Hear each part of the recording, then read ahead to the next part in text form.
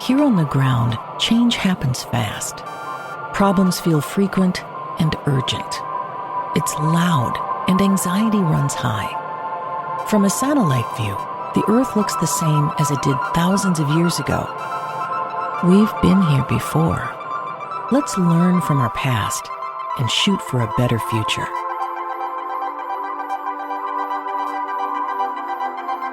Hello and welcome to this week's episode of A Satellite View. I'm Todd Mikkelson, your host, speaking at you from Sunday, February 1st, 2026, in the space and time continuum. There is just a massive amount of things going on in the real news, actual news, not just what you're maybe seeing on CNN and things like that.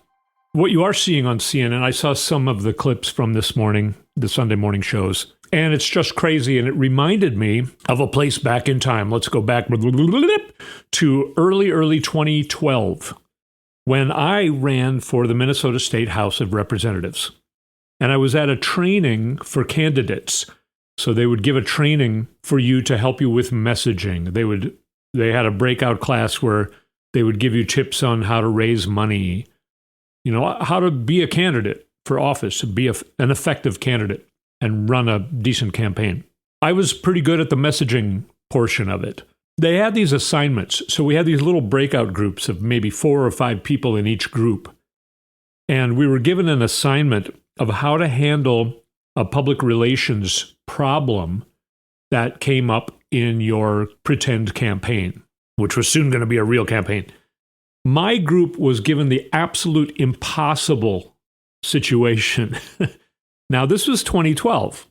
How many years ago was that? 14 years ago, if I think. Yeah, I'm doing the math correctly. So our public relations problem was that our candidate, so we were the team working for, quote unquote, the candidate.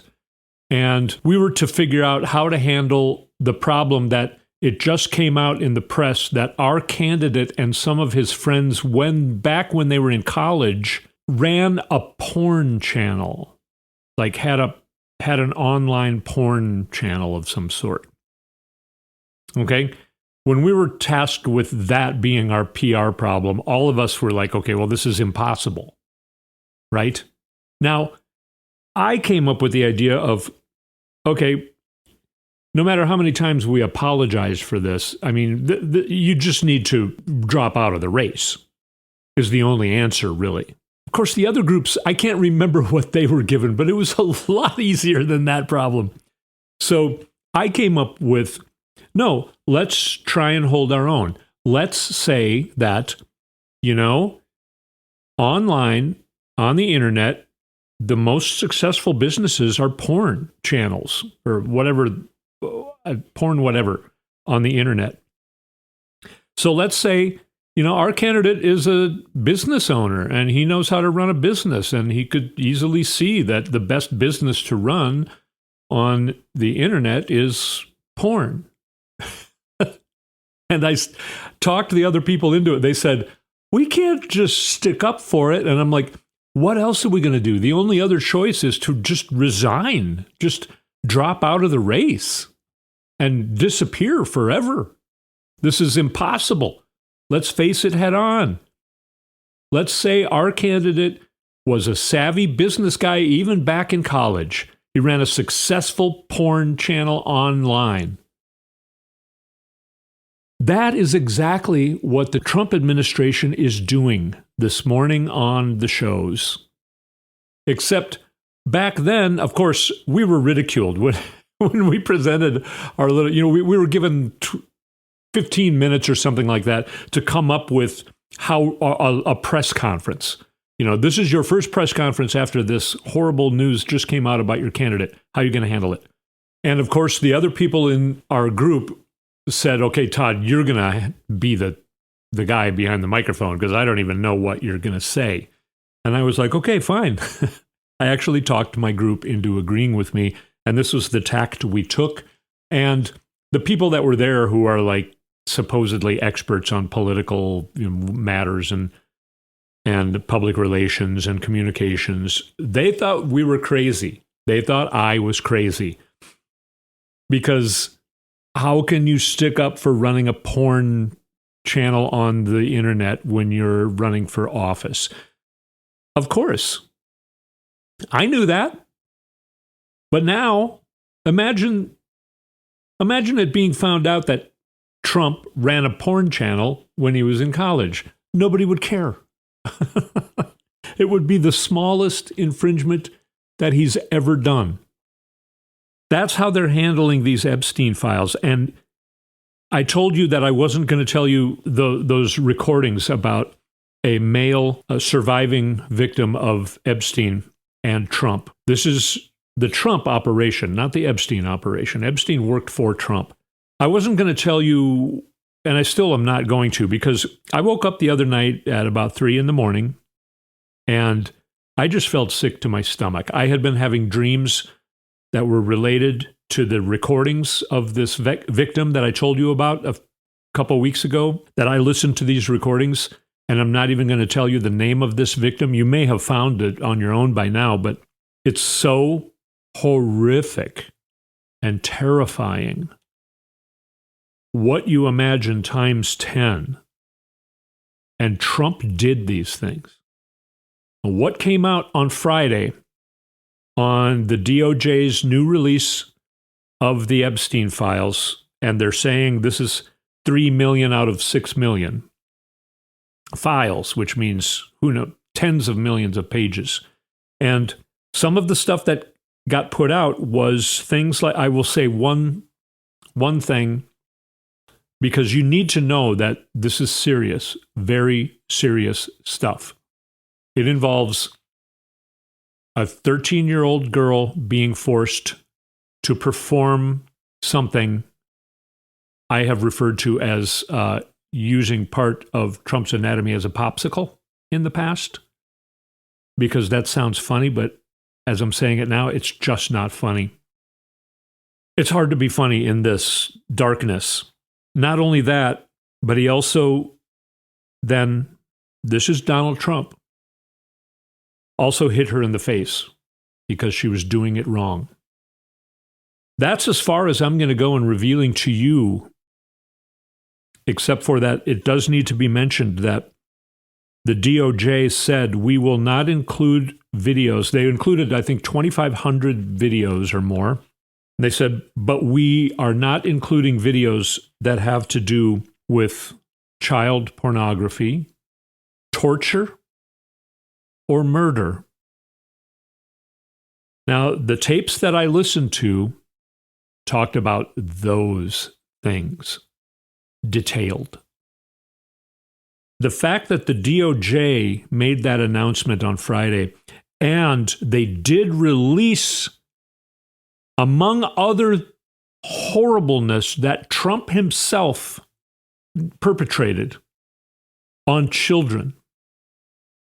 The little tidbit I just told you was released, and then Midas Touch Network, who you've heard me refer to before, I'm going to actually play you a clip from Ben Meiselas, the main founder of the Midas Touch Network, later on in this show. But Midas Touch Network went through these just like the last drop. They went through these extremely quickly, and they seemed to have a better handle on what was released by the DOJ than the DOJ themselves did. So Midas Touch put these pages out and highlighted what I just described to you, among and more, and the DOJ deleted those particular files because it went viral when Midas Touch Network put them up. Midas Touch Network made them into PDF files and urged people to download them so that they would be preserved, because Midas Touch Network was expecting to be taken down themselves, or at least that video or information. There was a Substack writing as well. They expected the White House to somehow take them down. And they said, download these PDF files. We need to make sure these files survive. After that went viral, the DOJ put those files back up on their website. Last I checked, they were still up on the DOJ website because they got caught. Again, just like last week, we talked about, do they not realize that every time they murder a U.S. citizen in Minneapolis, execution style, there's going to be at least 3 video angles of the incident? So they can't come out and tell their own narrative? Do they not realize that when they put a file out and somebody discovers it, it's going to live forever, no matter if you delete it or not. So them deleting it makes it even worse. It was unbelievable. Yet still, Donald Trump is supposedly in the position of President of the United States. Back in 2012, I told you the story about my little assignment and my group's assignment and the story that we had to tell in a public relations presser. And everyone thought we were crazy. There's no way you could survive this. Now, Donald Trump is surviving this absolute horrificness. Absolute horrificness. More and more is being put out in these files. Other places you can go on YouTube. Harry Sisson, Sisson, Harry Sisson, is doing a great job of going through these files.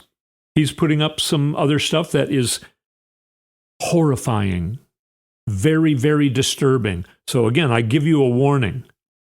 These things are coming out, but you know how I said when I listened to these recordings a couple weeks ago that came out that were so terrible, that made me sick to my stomach at 3 a.m, waking me up and keeping me awake, feeling sick to my stomach.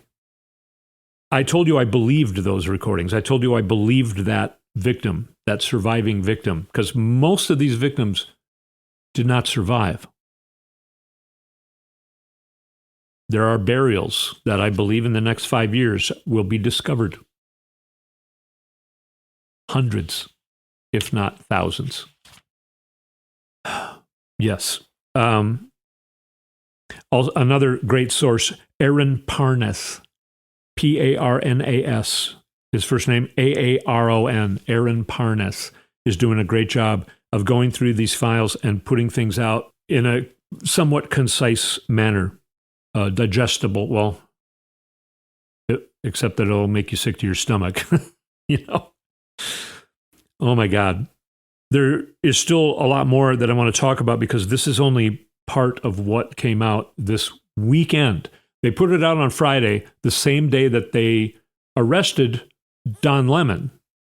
Remember that? That seems like a month ago. It was 2 days ago. They did that simultaneously to try and cover up these Epstein files. Another thing came out just Saturday night, last night. That is another thing that would normally devastate any political career, not to mention the effing President of the United States.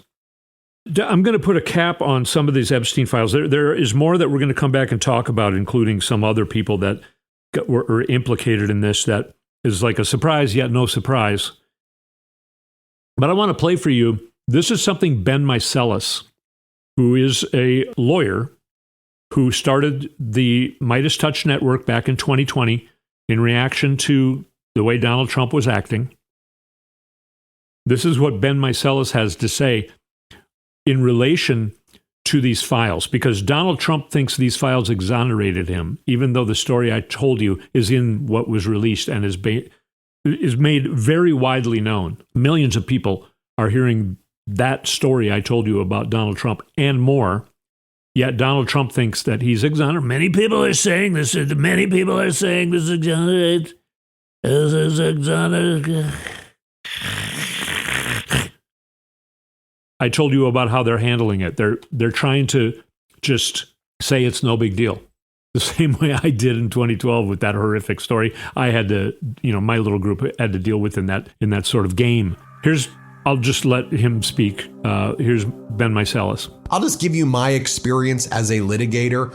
When you litigate against very bad actors, the way I've litigated against them in the past when I was a practicing lawyer, first they don't produce the documents. Then when you force them to produce documents, what they'll do is they'll do a document dump where they will include some bad documents for themselves in there, but what they're really trying to hide is the even worse documents, because they think that you'll believe, oh, well, they turned these over, so that must be it. Nothing else to see. But they're really hiding even worse documents. And I believe that's what's happening here as well. I think you believe it. Most people believe that. And the cover-ups just keep on continuing. The criminality continues. Yes, the criminality continues. We're going to take a short break, and I'm going to talk about more criminality that is just disgusting, but at least it's not. It has to do with money and grifting instead of the horribleness that we were talking about in the Epstein files and these other things. So when we come back, I'll tell you about that. We're going to take a short break. We'll be right back.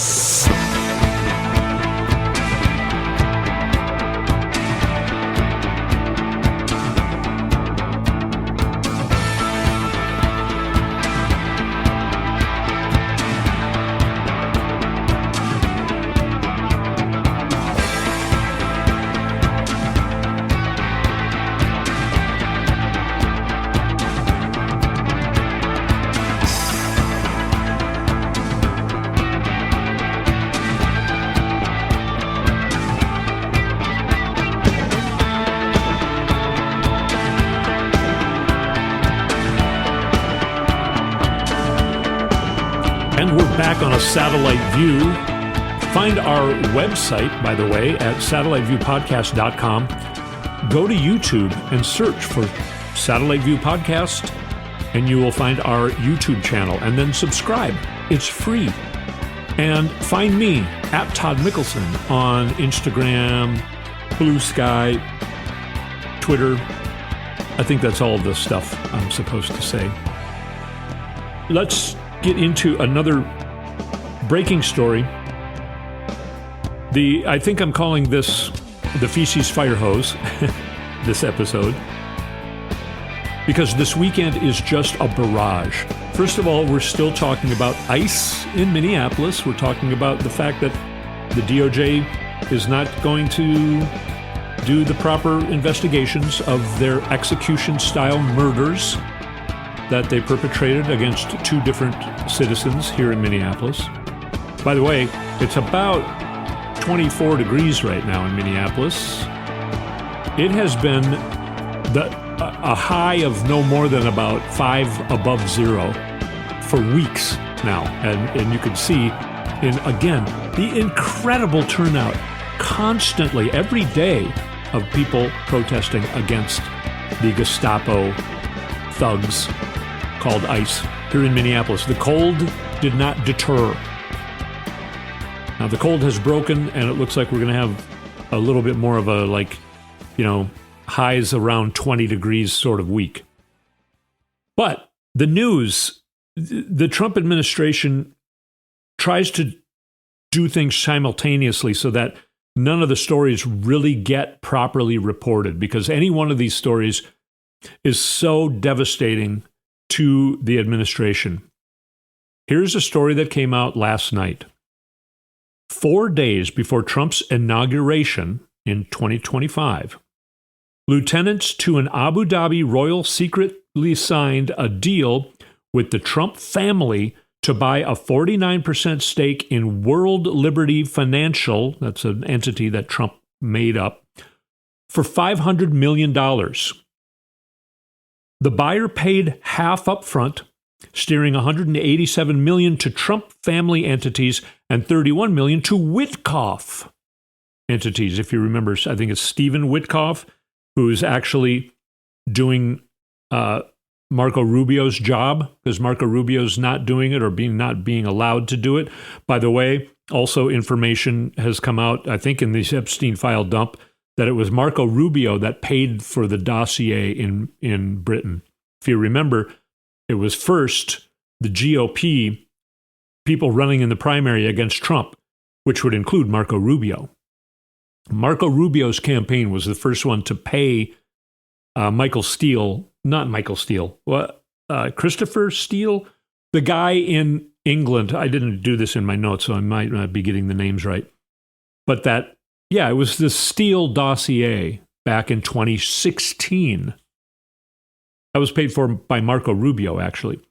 So anyway, going back to this Abu Dhabi story, the investment was backed by the UAE National Security Advisor, Tahnoon bin Zayed. The deal put 2 executives at his company on the board of WLF, that's the Trump family, World Liberty Finance, alongside Eric Trump and Zach Witkoff. At the time the Abu Dhabi Royal invested in World Liberty, the company had no products. It had raised $82 million by selling a token called WLFI. So all the idiotic maggots who are probably can't afford to buy their next McDonald's meal are buying this absolute worthless crap from Trump. He ended up raising $82 million from all you dummies, you maggot idiots out there. And by the way, if you're getting rid of your MAGA-ness, welcome to the sanity.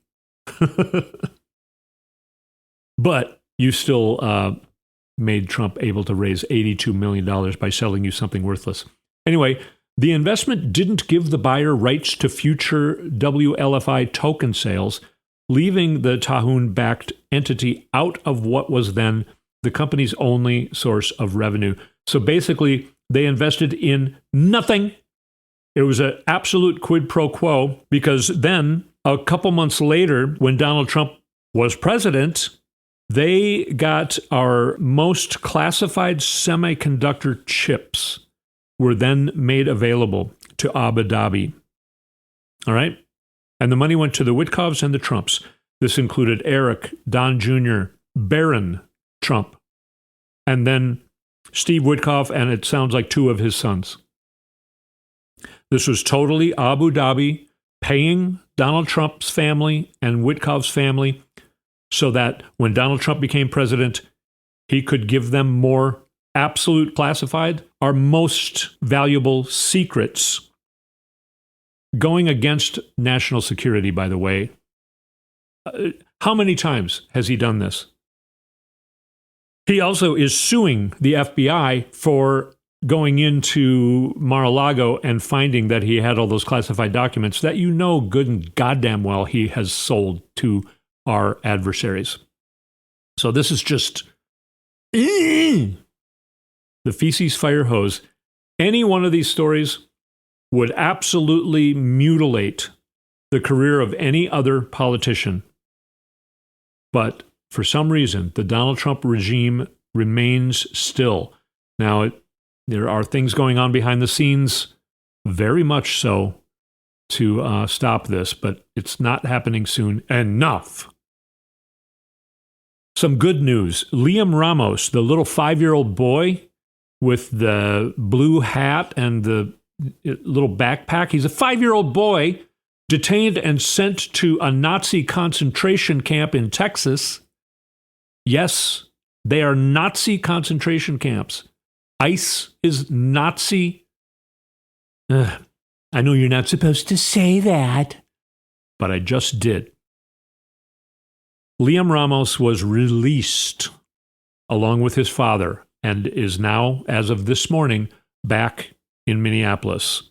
I assume he has access to his mom again, who he kept asking for when he was in the concentration camp.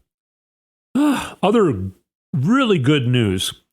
Special election in Senate District number 9 in Texas, which is a R+20 district. That means Republicans can be counted on to win by 20 points.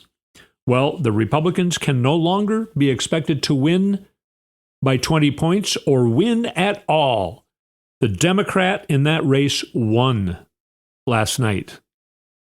So, Blue Tsunami isn't going to happen. It has already happened. Now, I got to also say, going back to this Abu Dhabi story, they were asked about it on these shows this morning, and they said, it's nothing Biden didn't do. But when Biden, what they think, first of all, Biden didn't do anything like that. But what they were trying to pin on Biden, they were trying to get him to go to prison, and his son. They wanted to bring him into committee hearings. They did bring his son into committee hearings. So it's that bad. If Biden did it and it was that bad, why are you not saying it's bad when Trump does it? This is the idiotic state of these people. I mean, at least back in 2012, when I was trying to stick up for that my candidate ran a porn channel on the internet, at least I had a brain in my head to use. These people aren't even thinking about what they're doing. They're saying, oh, it's nothing Biden didn't do, but when Biden did it, it should have brought down his whole administration. Okay, you realize then what you're saying, right, about Trump. Also, in the Epstein files, Putin mentioned 1,000 times. The Kremlin mentioned like more than 9,000 times.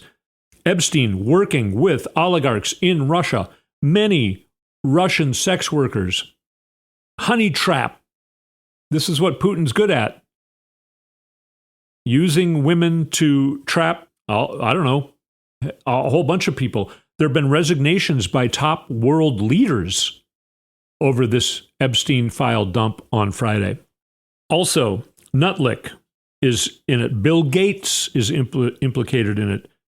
Robin Leach. There's even a horrific story about Robin Leach, who used to do Lifestyles of the Rich and Famous back in the 90s. I don't even know if he's still alive, but sadly, a lot of these people were able to grow into being old men and live out their lives and die without ever facing the consequences for the horrible, absolute disgusting horribleness they perpetrated on children.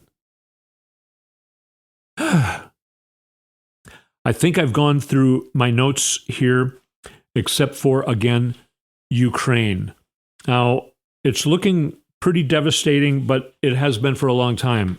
If you're following me here, you know that there was a Russian expert that said in early September that he didn't see Russia lasting until Wednesday.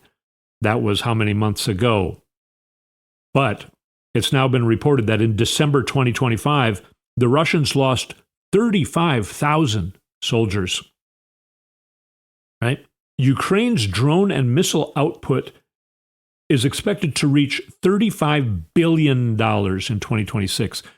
Russia is losing money. Russia's lost 46% of its gas and oil revenues. It's borrowing from its banks to pay for the war. That cannot be paid back, and that is the people's money.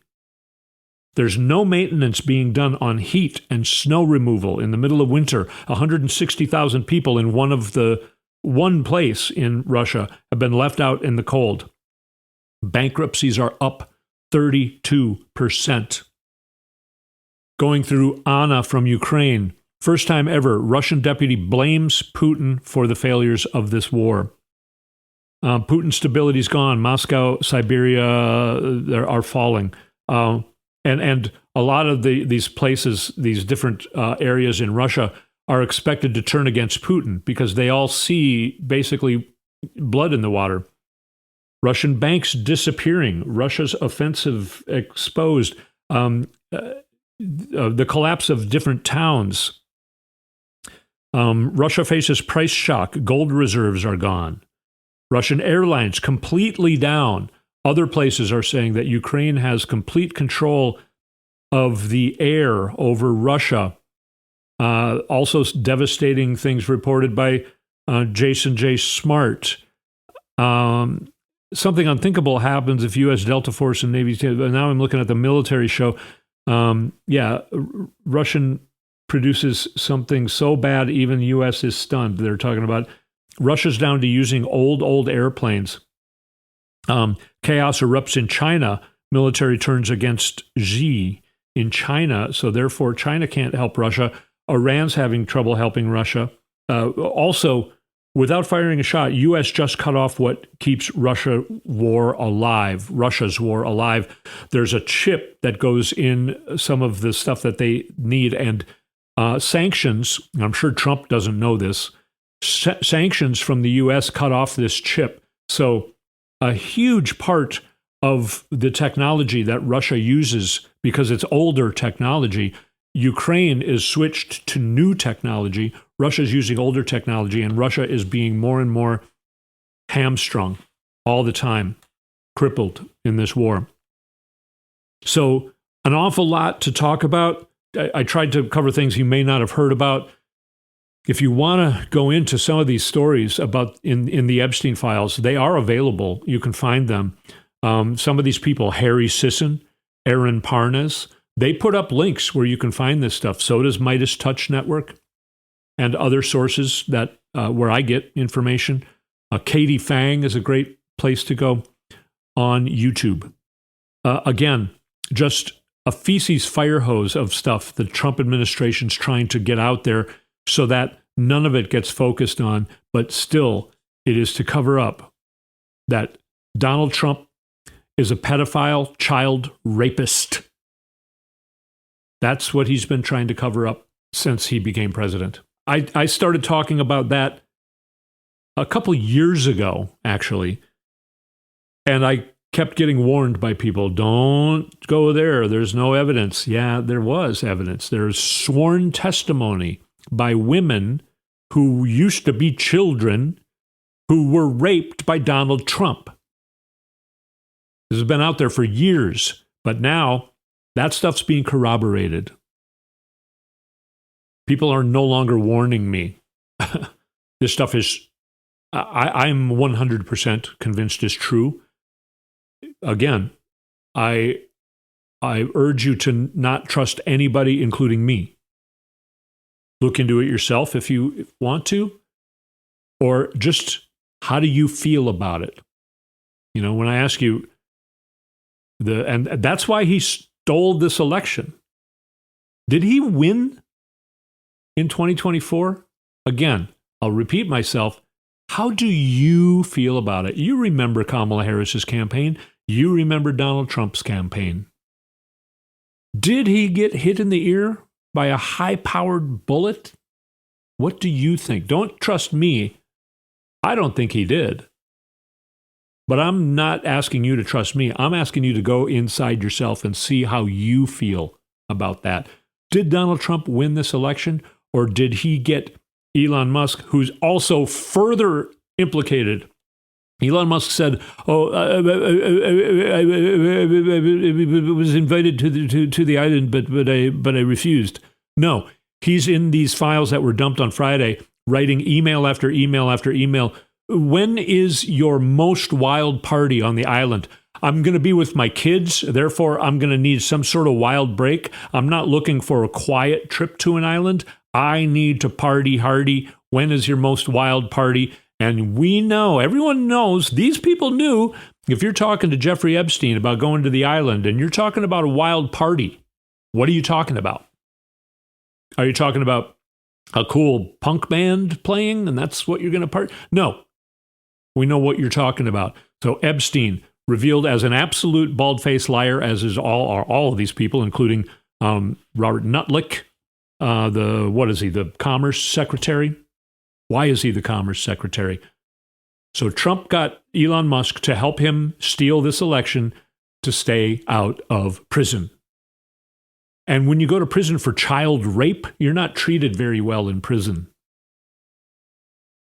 Donald Trump is just trying to get to the end of his mortal life without having to face any of this. And that's why all of this stuff is being fire-hosed at us. That's why he's taking this money that he gets from Abu Dhabi, from Venezuela. He's sending it right now to Qatar because he's planning on, I think he's planning on being dead soon, but he's planning on then his kids escaping the country. Sound crazy to you? How do you feel? What do you think? Don't listen to me. I'm just going off of all this information that I've been putting in my head for years. But you need to trust yourself. So I ask you to go inside yourself, see how you feel about it. I will give you information to work with, but check me. Check me. All right? People have been checking me, and now they're saying, oh, I guess I don't need to check on that anymore because it's looking like maybe all that stuff is true and it's documented. there's an awful lot of information that I've seen even just this morning of people going through just this drop on Friday. And it is some dark, horrific stuff. All right. Who knows what's going to happen this next week? Wow. Each week seems like at least a month. I can't believe how long January was. The most brutal January, both weather-wise here in Minnesota, that I remember in years. It always gets, about 20 below air temperature here in Minneapolis, in Minnesota. But man, for 3 solid weeks, it was pretty brutal. Anyway, okay. I would love to hang out with you longer, but I've taken up too much of your time. And I'm going to keep my eye on all these things, and people are going to be going through this information. Who knows? Seriously, who knows what's going to happen? And we're getting closer and closer to looking like maybe this administration cannot survive, because this information is just getting too much. Even this Abu Dhabi story could be explosive. We'll have to wait and see what people are going to do about it. But let's us keep doing our job. Thank you so much if you've been out protesting anywhere in the world. Thank you so much. We got to keep up the pressure. It is working. Believe it or not, it is working. They are scared. They realize their thing that they've been doing successfully for decades is no longer working, because we are waking up. And this horribleness is bringing us together more and more, so that our side is growing and growing against their side. They will not be able to survive this. And we'll talk more about that when I speak at you next week.